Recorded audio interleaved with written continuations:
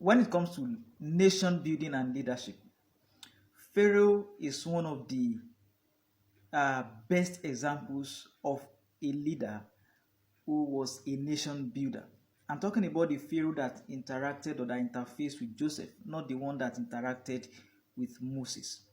One thing you can see is that he was a listening leader. He had a problem and he listened to the people to provide solution to it. And then one thing about a leader is that a leader does not need to know it all. That is why you have assistants. That is why you have special assistants. You have advisors so that everybody can bring in their wisdom and then there can be a way forward. So Pharaoh was an example of a leader who was a good listener. He listened to the people and then there was a solution to the problem. Then number two, Pharaoh was a visionary leader.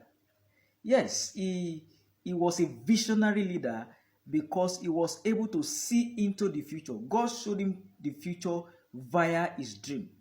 And through that dream, there was an interpretation that came through Joseph. All right. So because of that, he listened for the solution to the problem. So he was visionary.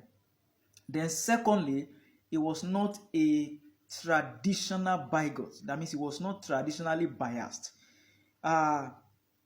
Joseph came from a different traditional background, from a different religion, even so to say. But Pharaoh did not say, because Joseph did not come from my background, we are not of the same culture, we are not of the same mindset, we are not even of the same religion, but because he saw someone who could bring solution to the problem that was not only plaguing him, but that was plaguing the whole nation of Egypt. So because of that, he accepted and brought in Joseph into power. And then that one was taken care of. Then another important thing to note in the life of Pharaoh or in his leadership is that Pharaoh was a selfless leader. In fact, he relinquished his whole power. He said he put Joseph in charge of everything. How many leaders today can do that in our own context? Maybe as a clueless leader, you have a deputy or a vice president or a deputy governor who you know that this person has the capacity to bring solution to your government. Will you relinquish your power? Will you give such a person a venue or the privilege to execute what will benefit you and what will benefit the whole nation?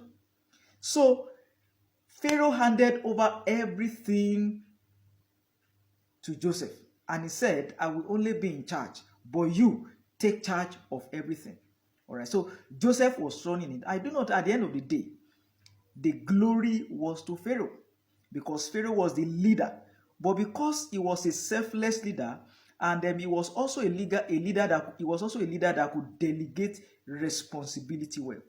So one of the best attributes of a leader is the ability to delegate responsibility. That means you put a round peg in a round hole.